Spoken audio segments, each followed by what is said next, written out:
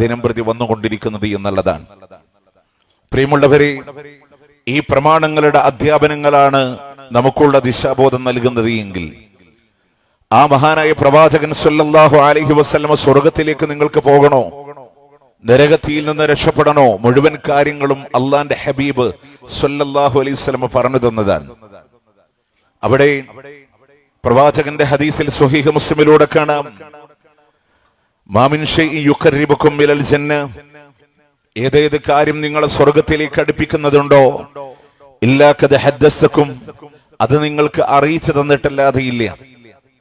വമാ മിൻ ഷൈഇൻ യബ്ഉദുകും അനിന്നാർ, നരകത്തിൽ നിങ്ങൾ അകറ്റി നിർത്തുന്ന ഏതേത് കാര്യമുണ്ടോ, ഇല്ലാ ഖദ് നഹൈതുകും അൻ, അതിനെപ്പറ്റി നിങ്ങളോട് വിരോധിച്ചിട്ടല്ലാതെ ഇല്ല എന്നാണ്.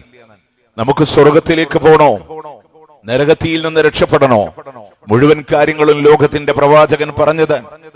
അതിൽപ്പെട്ട ഏറ്റവും വലിയ പുണ്യം നേടാനുള്ള അവസരങ്ങളാണ് അള്ളാഹുവിന്റെ പള്ളികൾ എന്ന് പറയുന്നത്.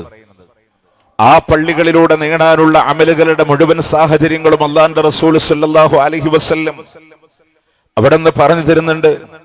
പ്രിയമുള്ളവരെ, കാളിയാലയുടെ മണ്ണിൽ ഈ ഒരു പള്ളി ഉദ്ഘാടനം ചെയ്യപ്പെടുമ്പോ അൽഹംദുലില്ലാ അള്ളാഹു തുറന്നു തരുന്ന അവസരങ്ങൾ എന്തൊക്കെയാണെന്നറിയോ? നമ്മളുടെ വീടുകളിൽ നിന്ന് വുളു എടുത്തുകൊണ്ടാണ് അള്ളാന്റെ പള്ളിയിലേക്ക് നമ്മൾ കടന്നു വരുന്നത് എങ്കിൽ, പ്രിയമുള്ളവരെ, ആ പള്ളിയിലേക്ക് കടന്നു വന്ന് നമസ്കാരം കഴിഞ്ഞ് തിരിച്ചു പോകുന്ന സമയം വരെ അള്ളാന്റെ മലായിക്കത്തുകൾ ഇങ്ങനെ ദുആ ചെയ്യുകയാണ്. അതല്ലെങ്കിൽ അവന്റെ വുളു മുറിയുന്നത് വരെ അല്ലാഹുമ്മ അഗ്ഫിർ ലഹു, അല്ലാഹുവേ ഈ മനുഷ്യന് നീ പുറത്തു കൊടുക്കണേ, അല്ലാഹ് വർഹംഹു, ഈ മനുഷ്യന് നീ കരുണ ചെയ്യണേ, അല്ലാഹ് വതുബ് അലൈഹി, ഇവന്റെ പശ്ചാത്താപത്തെ സ്വീകരിക്കണേ, അല്ലാഹ്.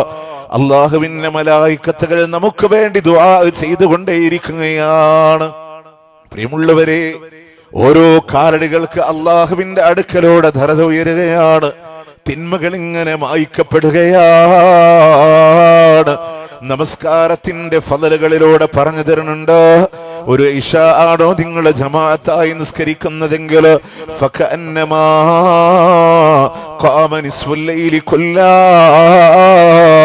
ഒരു രാത്രിയുടെ പകുതി നിങ്ങൾക്ക് നമസ്കരിച്ച കൂലിയാണെങ്കിൽ, അതല്ല സുബഹിയാണ് നിങ്ങൾ ജമാഅത്തായി നിസ്കരിക്കുന്നത് എങ്കിൽ ഫകഅന്നമാ സല്ലൽ ലൈല കുല്ലാ,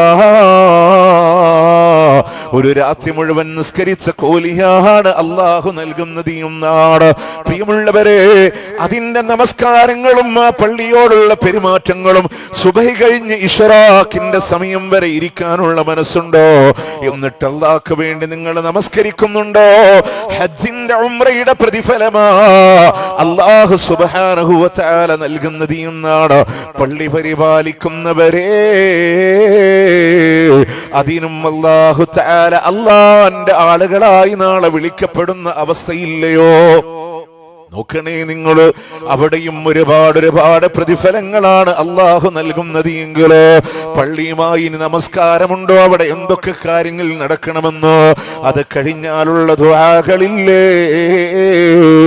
അള്ളാന്റെ മുത്ത് റസൂൽ സല്ലല്ലാഹു അലൈഹി വസല്ലം പറയാണ്, മുഅവ്വിദതൈനി പാരായണം ചെയ്യാൻ, ഇഖ്ലാസ് പാരായണം ചെയ്യാൻ, ആയത്തുൽ കുർസി പാരായണം ചെയ്യാൻ, സുബ്ഹാനല്ലാഹ് അൽഹംദുലില്ലാഹ് അല്ലാഹു അക്ബർ എന്ന ദിക്റുകള് ഇനി അല്ലാഹുവിനോട് നമുക്ക് ചെയ്യാനുള്ള ഫർളിന്റെ ശേഷമുള്ള ദുആകള്. അതിലുപരി പ്രിയമുള്ളവരെ, മഹാനായ മുആദ് റളിയല്ലാഹു അൻഹുവിനോട് അല്ലാഹുവിന്റെ മുത്ത് റസൂൽ പറയുന്ന, വല്ലാഹ് മുആദേ, അല്ലാഹുവാണേ സത്യം, ഉഹിബ്ബുക, നിന്നെ ഞാൻ ഇഷ്ടപ്പെടുന്നുണ്ട് മുആദ്, നിന്നോട് വല്ലാത്ത ഇഷ്ടമുണ്ട് മുആദ്. അതുകൊണ്ട് നീ പറയേണ്ട ഒരു വാക്കുണ്ട് നിസ്കാരം കഴിഞ്ഞാൽ, അല്ലാഹുമ്മ അഇന്നി അലാ ദിക്രിക വ ശുക്രിക വ ഹുസ്നി ഇബാദതിക. നിസ്കാര ശേഷം ദുആ ചെയ്യാനാണ്. ഇങ്ങനെ എല്ലാ ദുആകളും അല്ലാഹുവിന്റെ മുത്ത് റസൂൽ സല്ലല്ലാഹു അലൈഹി വസല്ലമ ഒരു പള്ളിയുമായി നമ്മളോട് പറഞ്ഞു തരുന്നുണ്ടെങ്കിൽ എന്റെ പ്രിയമുള്ളവരെ, അതിനോട് ലംഘിക്കുന്ന അവസ്ഥകളിലോട് ഒരുപാട് അനാചാരങ്ങളാണ് അള്ളാന്റെ പള്ളിയുമായി കടന്നു വരുന്നത് എങ്കിൽ തിരിച്ചറിയാൻ വേണ്ടി മാത്രം ചില വസ്തുതകളെ വിശദീകരിക്കുകയാണ്. പള്ളികൾ എന്തിനാണ്? അള്ളാഹ്ക്ക് ആരാധന ചെയ്യാനുള്ള ഇടമാണെങ്കിൽ ആ പള്ളികളിൽ എന്റെ പ്രിയമുള്ളവരെ മുത്തുനബിയുടെ ചര്യകളാണ് നമുക്ക് നടത്താനുള്ളത്. സ്വർഗത്തിലേക്കുള്ള മുഴുവൻ കാര്യങ്ങളും ഉണ്ടെന്ന് പറയുമ്പോ ഒരു പള്ളിയുമായി സ്വർഗം വാങ്ങാനുള്ള എന്തെല്ലാം കാര്യങ്ങളുണ്ടോ അത് മുഴുവനും ലോകത്തിന്റെ പ്രവാചകൻ പറഞ്ഞു തന്നിട്ടുണ്ടെങ്കിലോ പ്രിയമുള്ളവരെ, നമസ്കാരം കഴിഞ്ഞാൽ എങ്ങനെയാണ് ദുആ ചെയ്യാനുള്ളത്, ഇമാമിന്റെ പെരുമാറ്റങ്ങൾ എന്തൊക്കെയാണ്, ഓരോ മാസങ്ങളിലും റമദാനുകളിൽ എങ്ങനെയാണ്, ശവ്വാലുകളിൽ എങ്ങനെയാണ്, പെരുന്നാളുകളിൽ എങ്ങനെയാണ് അള്ളാന്റെ മുത്ത് റസൂൽ സല്ലല്ലാഹു അലൈഹി വസല്ലം പറഞ്ഞിട്ടുണ്ടെങ്കിലോ പ്രിയമുള്ളവരെ, ആ അടിസ്ഥാന തത്വങ്ങളിൽ നിന്ന് മാറിയിട്ട് കാളിയാലയുടെ മണ്ണില് ആരെയും അപകീർത്തിപ്പെടുത്താനല്ല, ആരെയും മോശമായി സംസാരിക്കാനല്ല, അള്ളാന്റെ പള്ളികളുടെ ലക്ഷ്യങ്ങളിൽ നിന്ന് പല ആളുകളും ഇന്ന് വ്യതിചലിക്കുന്ന സാഹചര്യങ്ങളാണ്. നമ്മൾ ഓരോരുത്തരും തുടങ്ങാൻ ഞാൻ പറയുന്ന ഇത്രയേ ഉള്ളൂ. നമ്മൾ ഓരോ പള്ളിയിൽ വന്ന് പറയും ഇന്ന ഖത്തീബിന്റെ കാലത്ത് തുടങ്ങി വെച്ചതാണ്. കാളിയാല ജമാഅത്തിലുള്ള ആളുകളോട് ഒരു 30 കൊല്ലം മുമ്പ് മുസ്ലിം ഉമ്മത്തിന് പരിചയമില്ലാത്ത എന്തൊക്കെ ആചാരങ്ങളാണ് 30 കൊല്ലത്തിന് ശേഷം വന്നേ. നമ്മൾ പറയും ഇന്ന ഷെയ്ഖ് ഇജാസത്ത് കൊടുത്തതാണ്, ഇന്ന ആളാണ് തുടങ്ങി വെച്ചത്. നിങ്ങൾക്കറിയോ, ഇപ്പൊ നിസ്കാരം കഴിഞ്ഞാൽ കൂട്ടുപ്രാർത്ഥന നടത്തുന്ന രംഗമുണ്ട്. നമ്മളൊക്കെ പറയുന്ന മുജാഹിദർക്ക് പ്രാർത്ഥന ഇല്ലാത്തതുകൊണ്ടാണ്. അങ്ങനല്ലേ നമ്മൾ പറയല്? ഞങ്ങൾ എന്തേ പറഞ്ഞുള്ളൂ, പ്രാർത്ഥന ഉണ്ട്. പ്രാർത്ഥനയുണ്ടെന്ന് മാത്രമല്ല പ്രിയമുള്ളവരെ, ദിക്റുകൾക്ക് ശേഷമാണ് നിങ്ങൾ ദുആ ചെയ്യേണ്ടത്. ആ സുന്നത്ത് നമസ്കാരത്തിന് മുമ്പ് ദിക്റുകളും നിങ്ങളുടെ ജീവിതത്തിൽ ഉണ്ടാവണേ. അതാണ് മുത്തുനബിയുടെ ചര്യ. ഫർള് നമസ്കാരങ്ങളുടെ ശേഷമുള്ള പ്രാർത്ഥന ഇജാബത്തിന് സാധ്യമുള്ള പ്രാർത്ഥനയാണ്, ഉത്തരം കിട്ടാൻ സാധ്യതയുള്ള പ്രാർത്ഥനകളാണ്. ആ പ്രാർത്ഥന നടത്തേണ്ടത് എങ്ങനെയാണ്? രഹസ്യമായി നടത്തണേ, വിനയത്തോടുകൂടെ നടത്തണേ എന്നുള്ളതാണ്. പ്രിയമുള്ളവരെ, അതിനെ മാറ്റിമറിച്ചതാരാ? ഏതെങ്കിലും ചില ആധുനിക പണ്ഡിതന്മാര് ഉച്ചത്തിലൂടെ നമസ്കാര ശേഷമുള്ള ദിക്റുകളാകാമെന്ന് പറഞ്ഞവരുണ്ടെങ്കിൽ അതെന്തിനാണ് അവർ ചർച്ച വന്നത് എന്ന് പോലും അറിയുമോ നിങ്ങൾക്ക്? മഅ്മൂമീങ്ങളായ അറിയാത്ത ആളുകൾക്ക് പഠിക്കാൻ വേണ്ടിയിട്ടാണെങ്കിലോ, അതല്ലാതെ ഉച്ചത്തിലൂടെ ചൊല്ലാ, ഉച്ചത്തിലൂടെ ഇമാമ ദുആ ചെയ്ത് മഅ്മൂമീങ്ങൾ ആമീൻ പറയാ. അല്ലാഹുവിന്റെ മുത്ത് റസൂൽ സല്ലല്ലാഹു അലൈഹി വസല്ലം പഠിപ്പിച്ചിട്ടില്ല. പള്ളി ദർസുകളിലൂടെ പ്രാഥമികമായി പഠിപ്പിക്കുമ്പോ പിന്നിൽ മഅ്മൂമികളില്ലെങ്കിൽ എണീറ്റ് പോകണമെന്നല്ലേ അവിടെന്ന് പഠിപ്പിച്ചിട്ടുള്ളത് എന്നുണ്ടെങ്കിലോ തീർന്നില്ല. 7 നൂറ്റാണ്ട് പുറകിലോട് ബഹറുൽ മുഹീത്ത് എന്ന് പറയുന്ന തഫ്സീറിലൂടെ കാണാ 500ഓളം വരുന്ന സ്വഹാബത്തിനെ കണ്ട് പരിചയമുള്ള മഹാനായ ഹസനുൽ ബസ്രി റഹ്മത്തുള്ളാഹി അലൈഹിയുടെ അഭിപ്രായം എടുത്ത് ഉദ്ധരിക്കുന്നുണ്ട്. ഞാൻ കണ്ട മുസ്ലിമീങ്ങളായ സ്വഹാബ, ആ മുസ്ലിമീങ്ങളായ സ്വഹാബ മാക്സിമം ആരാരും അറിയാത്ത ആരാധനകളെ രഹസ്യമാക്കുന്നവരാണ്. അവരുടെ ദുആകളെ അവർ ഉച്ചത്തിലൂടെ ആക്കാറുണ്ടായിരുന്നില്ല. ഇന്ന് പല ആളുകളും ശബ്ദത്തിലൂടെ ദുആ ചെയ്യുന്നത് കണ്ടിട്ടാണ് അദ്ദേഹം പറഞ്ഞതെങ്കിൽ അത് ഉദ്ധരിച്ചുകൊണ്ട് ബഹർ മുഹൈത്തിലൂടെ അതിന്റെ ഓദർ എഴുതി വെക്കുന്നത്. ഇതെങ്ങാനും ഹസനുൽ ബസ്രി കണ്ടിരുന്നെങ്കിലോ, ചില ശൈഖുമാരുടെ പ്രൗഢി എടുക്കുന്ന ആളുകളോ, സ്വയം വേഷം സ്വീകരിക്കുന്ന ആളുകളോ, കയ്യുമുത്താനായി വെച്ചു കൊടുക്കുന്ന ആളുകള് തഫ്സീർ ബഹർ മുഹീത്തിലൂടെ ചർച്ചയിലൂടെ കടന്നു വന്നിട്ടുണ്ടെങ്കിലോ എന്റെ പ്രിയമുള്ളവരെ, ദുആ ചെയ്യണേ. ഉച്ചത്തിലൂടെ പ്രാർത്ഥന നടത്തുന്ന സന്ദർഭവുമില്ല. എന്നാൽ അല്ലാഹുവിനോട് ഹംദ് പറഞ്ഞ് പ്രവാചകന്റെ പേരിൽ സ്വലാത്ത് ചൊല്ലിയിട്ടാ നിങ്ങൾ ദുആ ചെയ്യാറുള്ളത്. അതല്ലെങ്കിൽ ആ മനുഷ്യനെ സംബന്ധിച്ചിടത്തോളം അവൻ ധൃതി കാണിച്ചവനാണ്. അജിലഹാദ എന്ന് അള്ളാന്റെ മുത്ത് റസൂൽ സല്ലല്ലാഹു അലൈഹി വസല്ലം ഞാനൊരു ഉദാഹരണം പറഞ്ഞത് മാത്രം. ചില ആളുകളൊക്കെ പറയും എന്താ പ്രശ്നം, നമ്മൾ പറയുന്നത് ആ വിഷയത്തിന് നിങ്ങൾക്ക് തർക്കമുണ്ടോ?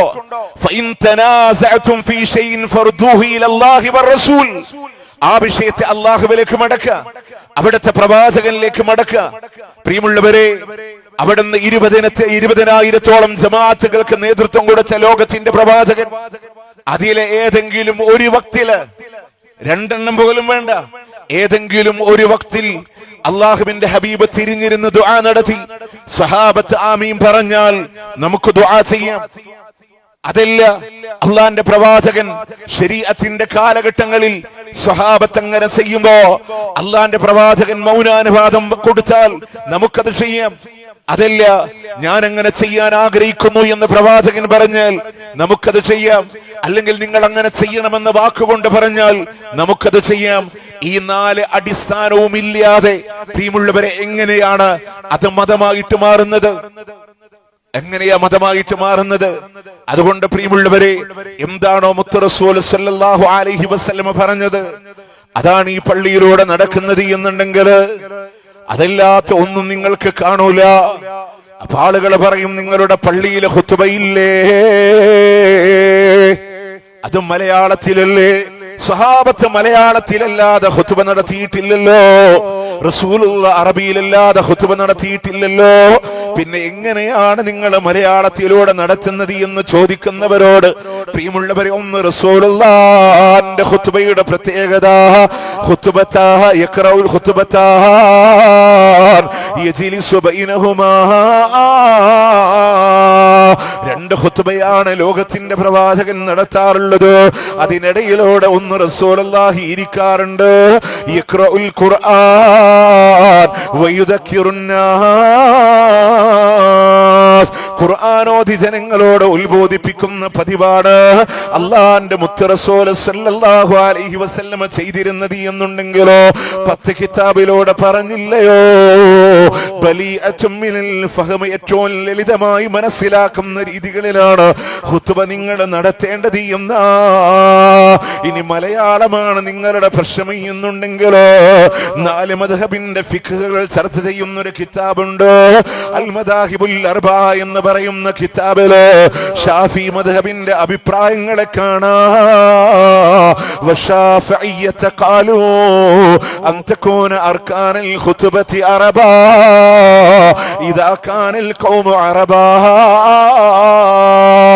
കേൾക്കുന്ന ഓഡിയൻസ് ജനങ്ങൾ അറബികളാണെങ്കിലോ അതിന്റെ അർക്കാനുകൾ അറബിയിലാകണമെന്ന് നിർബന്ധമുണ്ട്.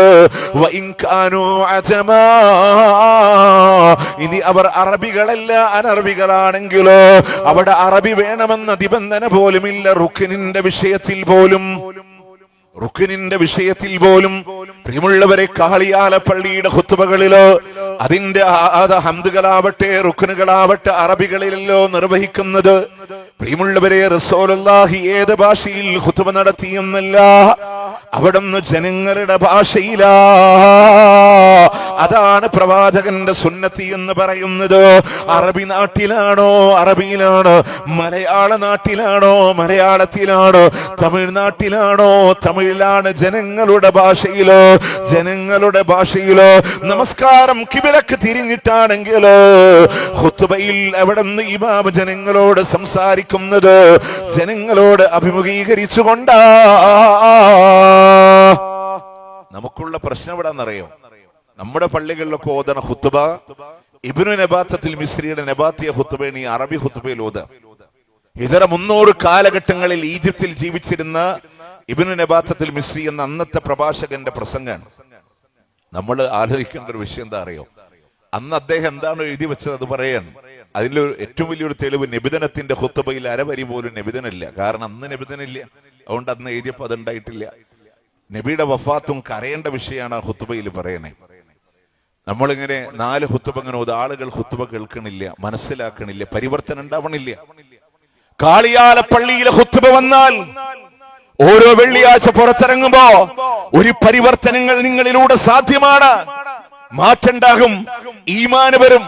നേരെ മറിച്ച് ഞാൻ ആരെയും ആക്ഷേപിക്കാൻ പറയില്ല. ഒരു അറബി ഖുതുബ കേട്ട് നമ്മൾ ഇറങ്ങുമ്പോ എങ്ങനെ ഉണ്ടായിരുന്നു? നല്ല കൂറ്റുള്ള ഉസ്താദാൻ എന്നുള്ളതിലുപരി നമുക്ക് എന്താ മനസ്സിലായേ? താഴത്തെ പള്ളിയിൽ കുറെ ആളുകൾ ഇരിക്കും. മുന്നേ സൊഫിൽ പ്രായമുള്ളവർ ആത്മാർത്ഥമായിട്ട് ഖത്തീബിന്റെ മുഖത്ത് നോക്കിയിരിക്കും. അതിന്റെ ബാക്കിൽ ഇരിക്കുന്ന മധ്യവയസ്കരൊക്കെ ആ വിരിപ്പിന്റെ മേലെ ഫാന്റെ ചോട്ടിൽ താഴ്ത്തി ഇങ്ങനെ ഉറങ്ങും. പള്ളിയുടെ ഫസ്റ്റ് ഫ്ലോറിലാണ് ചെറുപ്പക്കാര്, കുട്ടികൾ, യൂട്യൂബ്, വാട്സപ്പ്, എക്സെൻട്ര ഒക്കെ അവിടെയാണ് അല്ലേ. അവിടുന്ന് പിന്നെ പള്ളി ഐക്യപ്പെടപ്പോഴാണ് അതിന് ഗ്രൗണ്ട് ഫ്ലോറിനെക്കാളും പവർ ഉണ്ടാവും ഫസ്റ്റ് ഫ്ലോറിന്. അവിടെ നമ്മൾ ഐക്യപ്പെടാം. നമുക്ക് അറിയണില്ല. ദുൽഹജ്ജ് മാസത്തിലെ 2ാമത്തെ ഖുത്ബയിലാണ് അറഫ നോമ്പിനെ പറ്റി പറയണേ. ആദ്യത്തെ വെള്ളിയാഴ്ച കഴിഞ്ഞ് 2ാമത്തെ വെള്ളിയാഴ്ച ഒരിക്കൽ 2016 ശേഷം ദുൽഹജ്ജ് 1 വന്ന ഒരു ശനിയാഴ്ചയാണ്. ആദ്യത്തെ വെള്ളി ദുൽഹജ്ജ് 7, 2ാമത്തെ വെള്ളി ദുൽഹജ്ജ് 14. അന്ന് നമ്മുടെ പള്ളിയിൽ എന്താ ഖുത്ബോദിയെ നാളെ അറഫയാണ്. ഹജ്ജാജ്മാര് ജംറ കയറും കഴിഞ്ഞ് നാട്ടിക്ക് ഫ്ലൈറ്റ് കയറാൻ തുടങ്ങുമ്പോ നബാത്തിയ ഖുത്ബയോദിയ മിമ്പറിൽ അന്ന് അറഫയാ.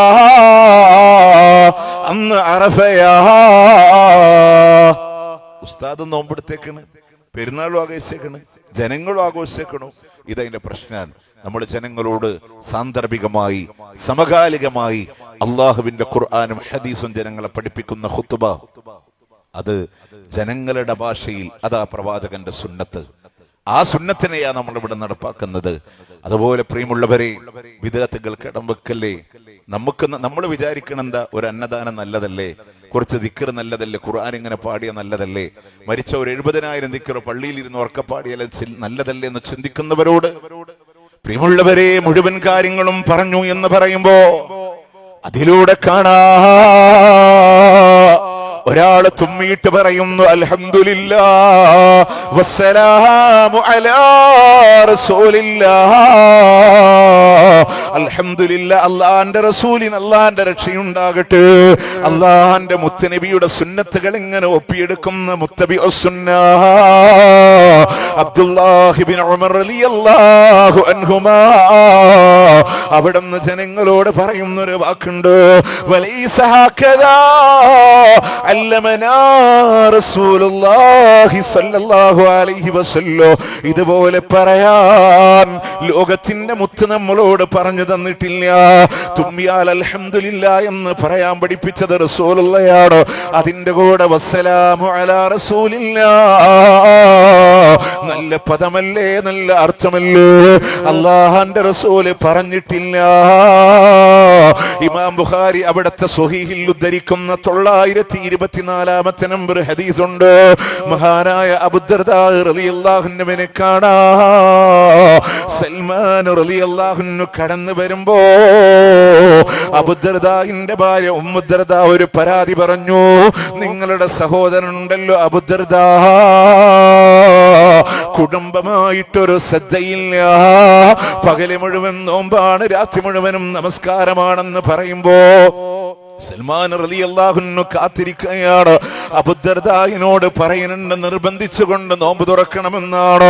രാത്രിയിലൂടെ നമസ്കരിക്കാനായി നിൽക്കുമ്പോ നിന്റെ കുടുംബത്തിനോടും നിനക്ക് ഹക്കുണ്ട് അബൂദർദാ എന്ന് പറഞ്ഞ സൽമാൻ റളിയല്ലാഹു അൻഹു രാത്രിയുടെ അവസാനമാണ് നമസ്കരിക്കാനുള്ള സൗകര്യങ്ങൾ ചെയ്തു കൊടുക്കുന്നത് എങ്കിലോ നേരെ, പ്രിയമുള്ളവരെ, സുബഹിന്റെ നേരമാകുമ്പോ അബൂദർദാ റളിയല്ലാഹു അൻഹു ഓടുകയാണ് പ്രവാചകന്റെ സന്നിധിയിലോട്.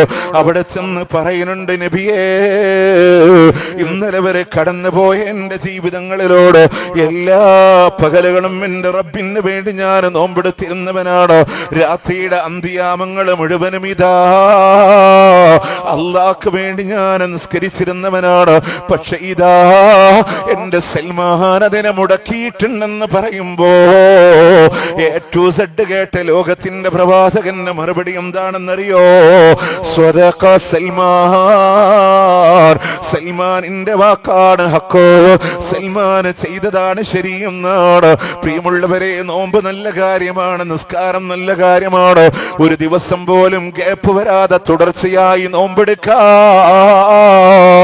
ശഅബാന് മൊത്തം നോമ്പെടുക്കാമെന്ന് കരുതുന്നവര്, 96 നോമ്പെടുക്കാമെന്ന് കരുതുന്നവര് അല്ലാഹുവിന്റെ മുത്ത് റസൂല് പഠിപ്പിച്ചിട്ടില്ല. ഉള്ളതിനപ്പുറത്തേക്ക് നീങ്ങാനുള്ള അവകാശമില്ല. ബഹുമാന്യനായ ടി കെ അഷ്റഫ് സാഹിബിന്റെ സംസാരങ്ങളിലൂടെ ഷഅബാനിന്റെ പകുതിയിലെ ബറാഅത്തിന്റെ വിഷയങ്ങൾ കടന്നു വന്നപ്പോ പ്രിയമുള്ളവരെ ഒറ്റ കാര്യമേ ആ വിഷയത്തിലൂടെ നിങ്ങളോട് പറയാനുള്ളൂ. ഹമീം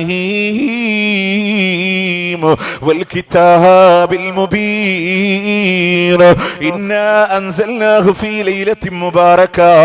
അനുഗ്രഹീതമായ രാത്രിയിലാണ് ഖുർആൻ ഇറങ്ങിയത് എന്ന് പേര് പറഞ്ഞു ബറാഅത്ത് രാവിനെ കൊണ്ട് നടക്കുന്ന ആളുകളോട് തഫ്സീറുൽ ഖുർആനുൽ അദീമിൽ അല്ലാമ ഇബ്നു കസീർ റഹ്മത്തുള്ളാഹി അലൈഹി പറയാണ് വമൻ ഖാല ഇന്നഹാ ലൈലത്തു നിസ്ഫി മിൻ ശഅബാൻ.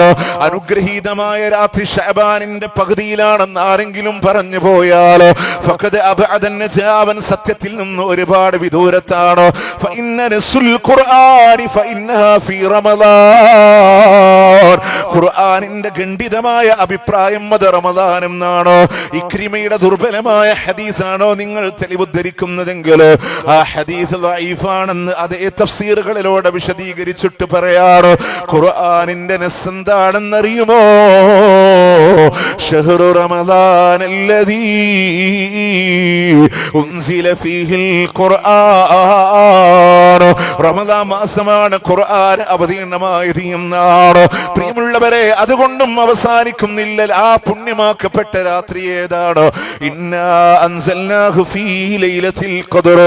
അത് ലൈലത്തുൽ ഖദറാണ്. അവസാന പത്തിലാണ് നമ്മളോട് പ്രതീക്ഷിക്കാൻ പറഞ്ഞതെങ്കിൽ അന്ന് പ്രത്യേകമായ ഖബർ സിയാറത്തിന് പള്ളിയിലേക്ക് വരണമെന്ന് പറയുന്ന ആളുകളോട് പള്ളിയിലിരുന്ന് 3 യാസീനോതും അത് കാളിയാല പള്ളിയിൽ കാണൂല. എന്തുകൊണ്ടാണെന്നറിയോ? ഒന്ന്, ഞാൻ നാടന്മാരോട് പറയണേ, നാടന്മാരോടാണ്. പള്ളിയിൽ ഉസ്താദുമാര് പറയും മരിച്ചോർക്ക് വേണ്ടിയൊക്കെ യാസീൻ ഓതിയിട്ട് ചീരനൊക്കെ ഇട്ട് ഖബർസ്ഥാനിക്ക് വരാൻ. അത് വരണ്ട. നിങ്ങൾ വെള്ളിയോ ബറാഅത്തോ അല്ലെങ്കിൽ പെരുന്നാളോ കാക്കണ്ട. നിങ്ങളുടെ ഉമ്മാന്റെ ഉപ്പാന്റെ ഖബറിക്ക് നിങ്ങൾ പോയിക്കോളി. സുന്നത്തായ കാര്യ ഖബർ സിയാറത്ത്. അവർക്ക് വേണ്ടി അള്ളാഹിനോട് പ്രാർത്ഥിക്കുന്നേ മുജാഹിദുകൾ പറഞ്ഞോളൂ. പക്ഷേ അന്ന് വന്നില്ല, ബറാത്തിന് ചീരണി കൊണ്ട് വന്നില്ല.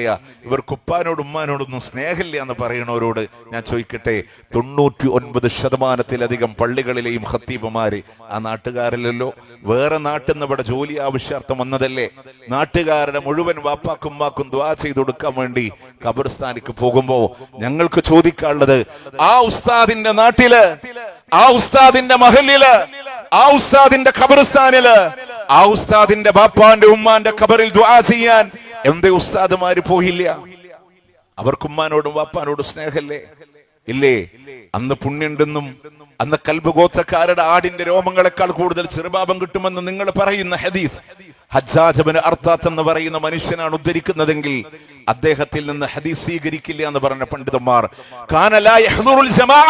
നിസ്കാരത്തിന് പോലും പള്ളിക്ക് വരാത്ത മനുഷ്യനാണ് ഹജ്ജാജ് ഇബ്നു അർത്താത്ത് എന്ന് പറഞ്ഞവർ. ഇമാം നസായി പറഞ്ഞത് ലൈസ ബിഖവി, ഹദീസ് സ്വീകരിക്കാൻ മാത്രമുള്ള ബലവാനില്ല. അങ്ങനെയുള്ള ഒരാൾ ഉദ്ധരിച്ചതാണോ പ്രിയമുള്ളവരെ മതത്തിന്റെ മാനദണ്ഡം? അതുകൊണ്ട് ഞങ്ങളുടെ പള്ളിയിൽ അന്ന് പ്രത്യേകമായി ഇന്നൊരു ദിവസം നിർണയിച്ച് എന്ന് പറയില്ല. നേരെ മറിച്ച് അവിടെ ഖുർആൻ ഉണ്ടാകും, അവിടെ ഖുർആനിന്റെ പഠനങ്ങൾ ഉണ്ടാകും, അവിടെ ഹദീസിന്റെ ക്ലാസുകൾ ഉണ്ടാകും. കാരണം അത് മുത്തനബിയുടെ ശരീരിൽ നിന്ന് കടന്നു വന്നതാണ്. ഇനി പ്രിയമുള്ളവരെ, ഗൗരവമുള്ള 1-2 കാര്യങ്ങൾ കൂടെ പറഞ്ഞ് ഇൻഷാ അല്ലാഹ് ഈ സംസാരത്തിന് ഞാൻ സമാപനം കുറിക്കുകയാണ്. പ്രിയമുള്ളവരെ, പള്ളി മിനാഹാരങ്ങളിൽ നിന്ന് കേൾക്കേണ്ട വാക്കുകൾ എന്താണെന്നറിയോ? ഓരോ മാസങ്ങളിലും ഓരോ ആചാരങ്ങൾ ഉണ്ടാക്കി കൊണ്ടുവരികയാണ്. നബിദിനമാണ്, ജീലാനി ദിനമാ എന്ന് പറഞ്ഞ് ഓരോ ദിനങ്ങൾ ഉണ്ടാക്കി അതിലൂടെ പാടുന്നവര് ചൊല്ലുന്നവരെ മദ്ഹ് പറയുകയാണെന്ന് പറഞ്ഞിട്ട് പാട്ടുകളായി വെറുതകളായി വിളിക്കുന്ന വിളികളിൽ പോലും ബഹുമാനത്തിന് നിരക്കുന്ന രീതികളിലൂടെ. കാരണം എന്താ അറിയോ? എല്ലാ ദിനാചരണങ്ങളും നബിദിനം വന്നു. ഇസ്ലാമിലെ ദിനാചരണങ്ങൾക്ക് ഒരു പ്രത്യേകത ഉണ്ട്. എന്റെ ബഹുമാനപ്പെട്ട ജ്യേഷ്ഠ സഹോദരൻ സുബൈർ സലഫി നിങ്ങളോട് സംസാരിക്കും തൗഹീദിന്റെ മേഖല. അതിന്റെ ഞാൻ പറയണത് വെച്ചാല് സുന്നത്തായി നമ്മളോട് പഠിപ്പിക്കപ്പെട്ട വിഷയങ്ങളിലൊക്കെ തൗഹീദേ കാണുള്ളൂ. ഇതിങ്ങനെ ഓരോ ദിവസം ഉണ്ടാക്കി അതിന്റെ ഏറ്റവും വലിയ സിമ്പിളാണ്. ഇസ്ലാം ഉണ്ടാക്കിയ ദിനാചരണങ്ങളൊക്കെ ആഘോഷിച്ചൊക്കെ ചെറിയ പെരുന്നാള് നമ്മൾ എന്താ പറയാ? അല്ലാഹു അക്ബർ, അല്ലാഹു അക്ബർ, അല്ലാഹു അക്ബർ, ലാ ഇലാഹ ഇല്ലല്ലാഹു, അല്ലാഹു അക്ബർ. അല്ലല്ലാതെ ആരാധനില്ല. ഹജ്ജ് പെരുന്നാൾ വന്ന ഇബ്രാഹിമിന്റെ ത്യാഗം പറയുമ്പോ, ഹാജറിന്റെ നൊമ്പരങ്ങൾ പറയുമ്പോ, ഇസ്മായിലിന്റെ വേദനകൾ പറയുമ്പോഴും ഇബ്രാഹിം നബിയോടല്ല, ഇസ്മായിൽ നബിയുടെ ഹക്ക് ജാഹ് ബറക്കത്തോണ്ടല്ല, ഹാജറിനുള്ള കൊടുത്ത കഴിവുകൊണ്ടല്ല, അന്നും പറയുന്നു അല്ലാഹു അക്ബർ അല്ലാഹു അക്ബർ അല്ലാഹു അക്ബർ. ശിവര് ദിനാചരണം ഉണ്ടാക്കിയപ്പോഴോ ഈ ജനുവരിയിൽ കാഞ്ഞരമുറ്റം ആണ്ട് ഫരീദ് ഔലിയ, പിന്നെ ഷെയ്ഖ് ഫരീദ് ഔലിയയുടെ ആണ്ട് നേർച്ച കടന്നുപോയില്ലേ? ആരോടെ തേടി? നാഗോരാണ്ടവൻ ബിഹിരാൻ സാഹിബ് ഷാഹുല്ലമീദേ കാത്തിടണേ, കാഞ്ഞിരമുറ്റം ഷെയ്ഖ് ഫരീദ് അവർ ഔലിയ ഞങ്ങളെ കാത്തിടണേ, ഔലിയ ഞങ്ങളെ കാത്തിടണേ.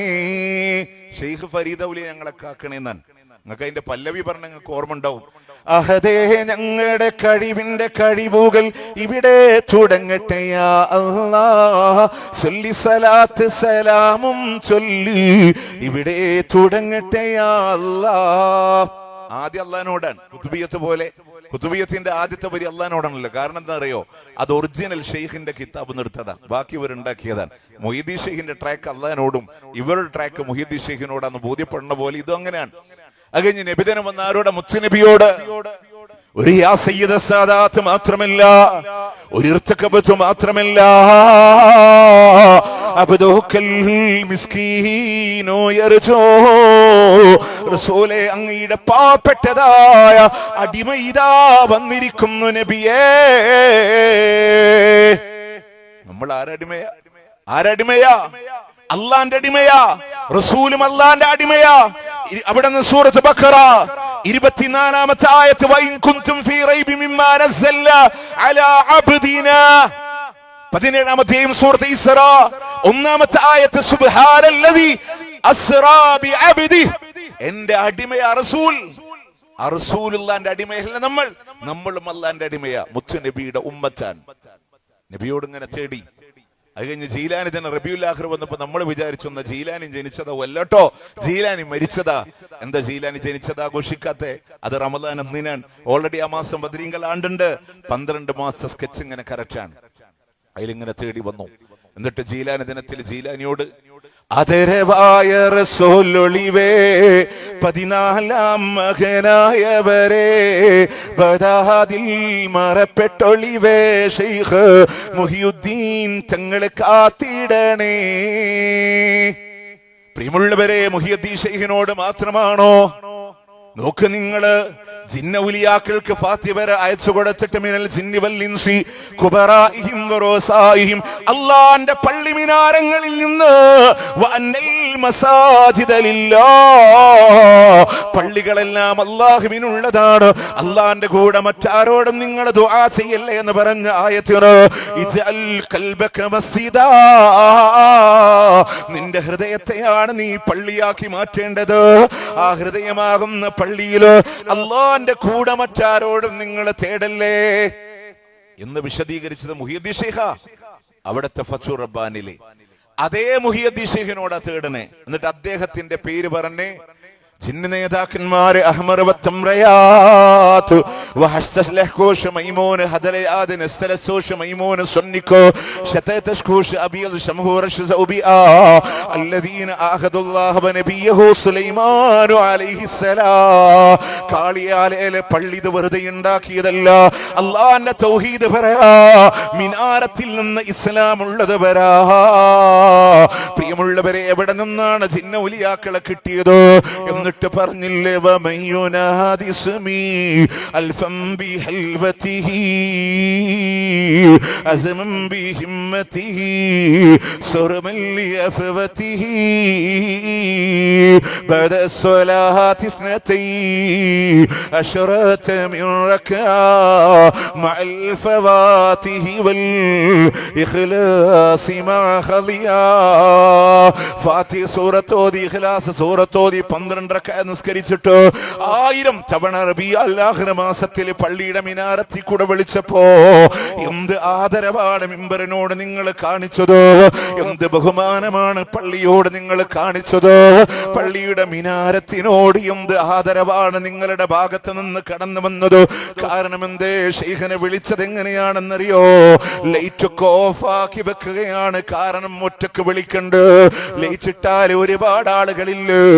കള്ളിപ്പൂച്ച പാല് കുടിക്കുമ്പോ കണ്ണടക്കുന്നത് പൂച്ച ധരിക്കുന്നത് ആരാരും എന്നെ കാണില്ല എന്ന് ധരിക്കുന്നത് പോലെ പള്ളിയിലൂടെ ലൈറ്റ് ഓഫ് ആക്കിയിട്ട് 1000 തവണ വിളിക്കാണ്. ആ വിളി എന്തെന്നറിയോ? യാ ഔസി യാ മുഹിയുദ്ദീൻ അബ്ദുൽ ഖാദിർ ജീലാനി, യാ ഔസി യാ മുഹിയുദ്ദീൻ അബ്ദുൽ ഖാദിർ ജീലാനി. യാ എന്തെന്നറിയോ? കേറിപ്പോവാനുള്ള ഒരു സിമ്പലാ അത്. അത് കിട്ടി 1000 വട്ടം വിളിക്കണത് കുറച്ചും കൂടെ വിളിയെത്തുമ്പോ പള്ളിന്ന് കേൾക്കാം.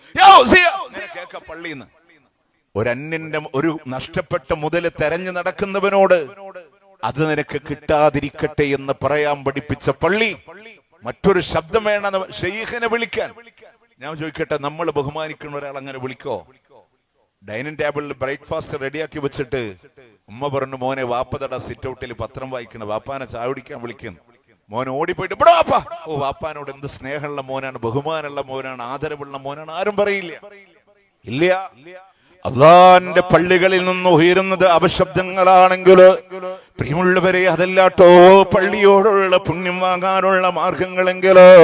അതുകൊണ്ടാണ് കാളിയാലയിലെ മസ്ജിദ് എന്നുണ്ടെങ്കിലോ പ്രിയമുള്ളവരെ ആരുടെ പേരിലാണോ മങ്കുസ് മൗലിദാണ് പാരായണം ചെയ്യുന്നതെങ്കിലോ പ്രിയമുള്ളവരെ 2 ഹിക്കായത്ത് പാരായണം ചെയ്യുമ്പോഴേക്കോ 50-ലധികം കളവാ അള്ളാഹാന്റെ മുത്തുനബിയുടെ പേരിലോട് പറയുന്നത് എന്നുണ്ടെങ്കിലോ തീർന്നിട്ടില്ല. അമ്പലത്തിലെ പൂജാരിയുടെ പേര് പറയുന്നുണ്ട്. ഫഖാല ഉസ്മാൻ ഇബ്നു ഹുവൈരിസ് മാലുഹു എന്ന് പറഞ്ഞു. മങ്കുസ് മൗലിദ് ഓതുമ്പോ അറബി പേര് കേൾക്കുമ്പോ പാവങ്ങളൊക്കെ പറയാണ് റളിയല്ലാഹു അൻഹു. പ്രിയമുള്ളവരെ, ഉസ്മാൻ ഇബ്നു ഹുവൈരിസ് എന്നത് പള്ളി അമ്പലത്തിലെ പൂജാരിന്റെ പേരാണ്. അവിടുന്ന് ബിംബമേ നീ എന്താ വീണ് കിടക്കുന്നത് എന്ന് വിളിക്കുന്ന ആളുകളോട് തൗഹീദിനുള്ള പള്ളിയല്ലേ. പ്രിയമുള്ളവരെ, ഒന്നുകൂടെ പറഞ്ഞ് ഞാൻ അവസാനിപ്പിച്ചോട്ട്. അള്ളാന്റെ ദീനിലൂടെ പുതിയ ആചാരങ്ങൾ ഇങ്ങനെ കൊണ്ടുവരുമ്പോ അവൻ വാദിക്കുന്ന വാദം എന്താണെന്നറിയോ? ഇമാം ഷാത്തിബി തന്റെ അൽ-ഇഅ്തിസാം എന്ന് പറയുന്ന കിതാബിന്റെ 49-ാമത്തെ പേജിലോ അവിടുന്ന് മഹാനായ ഇമാം ദാറുൽ ഹിജ്റ മാലിക് റഹ്മത്തുള്ളാഹി അലൈഹിയുടെ അഭിപ്രായം എടുത്തുദ്ധരിക്കുന്നുണ്ട്. 5-ാം അധ്യായത്തിലെ 3-ാമത്തെ ആയത്തിന്റെ വിശദീകരണമായി പറയാ, ആരെങ്കിലും മതത്തിലൂടെ പുതുതായ ഒരു ആചാരത്തെ കൊണ്ടുവന്നാൽ അവൻ ഫഖദ് സഅമ അന്ന മുഹമ്മദൻ സല്ലല്ലാഹു അലൈഹി വസല്ലമ ഖദ് ഖാന ഫിർ റിസാല, അല്ലാഹുവിന്റെ റസൂല് വഞ്ചകനാണെന്ന് അവൻ വാദിച്ചിരിക്കുന്നു എന്ന്. പ്രിയമുള്ളവരെ, ഹരീസുൻ അലൈക്കും നമ്മളോട് ഇഷ്ടമുള്ള നബിയല്ലയോ? ആ റസൂലുള്ളാഹിനെ എത്ര സ്വലാത്ത് ചൊല്ലിയാലാ മതി വരാ, എത്ര മദ്ഹ് പറഞ്ഞാലാ മതി വരാത്തതോ? എന്നിട്ടും എന്തിനേ റസൂലുള്ളാഹിന്റെ ദീനിൽ കളങ്കമുണ്ടാക്കുന്നതോ? ആ ഹബീബ് പറഞ്ഞ സുന്നത്തുകൾ ധാരാളമല്ലയോ? ഒരുപാട് സ്വലാത്തില്ലയോ? ഹാഹൂ ഹി ഹയ്യ ദിക്റുകളല്ല പള്ളികളിൽ നിന്ന് വരാനുള്ളതോ? അച്ചടക്കത്തോടെ സ്വന്തമായി ലളിതമായി ചെല്ലാൻ എത്ര ദിക്റുകളുണ്ട് പഠിപ്പിച്ചു തന്നതോ? ആ മുത്തുനബിയോട് നമ്മൾ ആദരവ് കാണിക്കല്ലേ. സിറാത്ത് പാലത്തിലൂടെ കടന്നു വരുന്ന രംഗങ്ങളിലോ പ്രിയമുള്ളവരെ, നടക്കാൻ കഴിയാതെ നിരങ്ങുന്നവരെ, വയറിന്റെ മേലെ എഴയുന്നവരോ അവിടുന്ന് നോക്കണേ. സൈഫിനെക്കാളും മഹദ്മിന സൈഫ്, വാളിനെക്കാളും മൂർച്ചയുണ്ട്, മുടിയെക്കാളും ലോലതയുണ്ട്. മസില്ലാതിങ്ങനെ വഴുതി പോകുന്നതാണ്. കൊളുത്തുകളാൽ വലിച്ചെറിയപ്പെടുന്ന രംഗങ്ങളിലോ ആദ്യമായി മിന്നൽ പിളർ പോലെ കടന്നു പോകുന്ന ലോകത്തിന്റെ മുത്തോ തന്റെ ഉമ്മത്തിനെ നോക്കിയിട്ട് പറയുന്നു, പറയുന്നുണ്ട്, റബ്ബി സല്ലിം റബ്ബി സല്ലിം, അല്ലാഹുവേ എന്റെ ഉമ്മത്തിനെ രക്ഷിക്കണേ അല്ലാ എന്ന് നമുക്ക് വേണ്ടി സംസാരിച്ച റസൂലുള്ളാഹ് ലോകത്തോട് വിട പറയുമ്പോ ആയിഷ, ഫാത്തിമ, ഹസനെ, ഹുസൈനെ എന്ന് വിളിക്കാതെ ഈ കാളിയാലയുടെ മണ്ണിൽ ഒരുമിച്ച് കൂടിയ നമ്മെ പോലും ഉൾക്കൊള്ളിച്ചുകൊണ്ട് ഉമ്മത്തി ഉമ്മത്തി എന്ന് വിളിച്ച ലോകത്തിന്റെ മുത്തില്ലയോ സല്ലല്ലാഹു അലൈഹി വസല്ലം അനാദരവ് കാട്ടല്ലോ, പുത്തന്നാചാരങ്ങളെ കൊണ്ടുവരല്ലോ. അവിടുന്ന് ഹൗദുൽ കൗസർ വാങ്ങി കുടിക്കാൻ ഭാഗ്യമുണ്ടാവില്ല കേട്ടോ. ഹൗദുൽ കൗസർ വാങ്ങി കുടിക്കാതെ ആട്ടിയോടിക്കപ്പെടുന്നവരായി മാറുമെന്നാണ്. മാത്രമല്ല ഷിർക്കിന്റെ വരികളാണ് കടന്നു വരുന്നത് എങ്കിലോ അള്ളാന്റെ ഹബീബിന്റെ ദീനില്ലയോ, പാറനിപിടമാണ് മക്കയുടെ മണ്ണെന്നുണ്ടെങ്കിലോ അവിടെയാണ് അള്ളാന്റെ ഹബീബിനെ ചവിട്ടി മതിച്ചത് എന്നുണ്ടെങ്കിലോ അവിടെയാണ് രക്തം വാർന്ന് വീണത് എന്നുണ്ടെങ്കിലോ ത്വായിഫിന്റെ ജബരടുക്കുകൾക്ക് താഴെ തൗഹീദ് പറയാനായി കടന്നു ചെല്ലുമ്പോ ചട്ടമ്പി കുട്ടികളെ കൊണ്ട് കല്ലെറിഞ്ഞ് നെറ്റിയിൽ നിന്ന് കാലിൽ നിന്ന് രക്തം ഇങ്ങനെ ധാരധാരായി ഒഴുകുമ്പോ മദീനയുടെ ബാബുസലാമിലൂടെ കടന്നു വന്ന് റസൂലുള്ളാഹിന്റെ മിമ്പറും കടന്ന് റൗദാ ശരീഫും കടന്ന് അസ്സലാമു അലൈക യാ റസൂലല്ലാഹ് എന്ന് പറയുമ്പോ രോമം എഴുന്നേറ്റ് നിന്നത്, കണ്ണ് നിറഞ്ഞൊലിച്ചത് മുത്തുനബിയോടുള്ള ഇഷ്ടമായിരുന്നുവെങ്കിലോ ചിന്തിക്കാൻ പറ്റോ? കല്ലേറ് കൊണ്ട് താഴെ വീഴുമ്പോ എന്റെ ബോധം പോയി എന്ന് പറയുമ്പോ ഒരു തുള്ളി ദാഹജലം അവര് തന്നില്ല നബിയേ എന്ന് പ്രവാചകനോട് സങ്കടം പറയുന്ന അവസ്ഥകൾ ഉണ്ടായിരുന്നെങ്കിലോ 600 ചരകകളോട് ജിബ്രീലിനെ കണ്ട നിമിഷമാണെങ്കിലോ പർവ്വതങ്ങളുടെ ഉത്തരവാദിത്തമുള്ള മലക്കുൽ ജിബാൽ പെയ്തിറങ്ങിപ്പോയ നിമിഷമാണെങ്കിൽ എന്റെ ചിറക് കണ്ടോ, ചിറകിന്റെ താഴെ പർവ്വത നിരകളെ കണ്ടോ, അങ്ങൊരു വാക്ക് തന്നാൽ അവരെ ഞാൻ നശിപ്പിച്ചുകൊള്ളാ യാ റസൂലല്ലാഹ്. എന്തിനാ ഹബീബിന്റെ നൊമ്പരങ്ങളോ, എന്തിനാ വേദനകളോ? പറന്നു വീണ മണ്ണിൽ നിന്ന് ആട്ടിയോടിക്കുമ്പോ പിച്ചവെച്ച് നടന്ന മക്കയുടെ മണ്ണിനോട്, ഓടി നടന്ന മക്കയുടെ ഹൃദയത്തോട്, പറന്നു വീണ മക്കയുടെ മടിത്തട്ടിനോട്, ഹൃദയം പറിച്ചെടുത്ത വേദനയോടുകൂടെ യാത്ര പറയുമ്പോ എന്തിനാ ഈ നൊമ്പരങ്ങള്?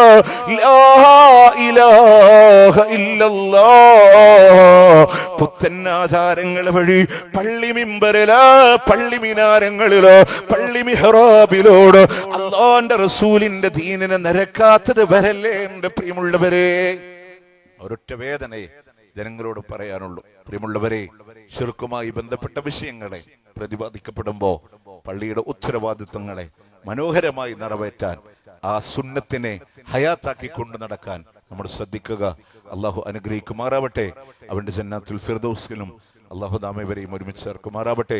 അള്ളാഹുവേ, ഇതിന്റെ ആദ്യ നാൾ മുതൽ പലവിധ സമ്മർദ്ദങ്ങളിലും പ്രയാസങ്ങളിലും പ്രബോധനത്തിന്റെ ബുദ്ധിമുട്ടുകളും മുഖാമുഖത്തിലുണ്ടായ പ്രഹരങ്ങളും അതിന്റെ വേദനകളും അതിന്റെ യാതനകളും അപകീർത്തിപ്പെടുത്തലുകളും എല്ലാം തരണം ചെയ്തിട്ടാണ് ഈ പള്ളി വന്നതെങ്കിൽ അല്ലാഹുവേ, മുഴുവൻ പ്രവർത്തനങ്ങളെയും കബൂൽ ചെയ്യണേ അല്ലാഹ്, സ്വീകരിക്കണേ അല്ലാഹ്. اللهم ربنا آتنا في الدنيا حسنة وفي الآخرة حسنة وقنا عذاب النار. ربنا تقبل منا إنك أنت السميع العليم وتب علينا إنك أنت التواب الرحيم واغفر لنا يا غافر المذنبين. وصلى الله على نبينا محمد وعلى آله وصحبه أجمعين. السلام عليكم ورحمة الله وبركاته.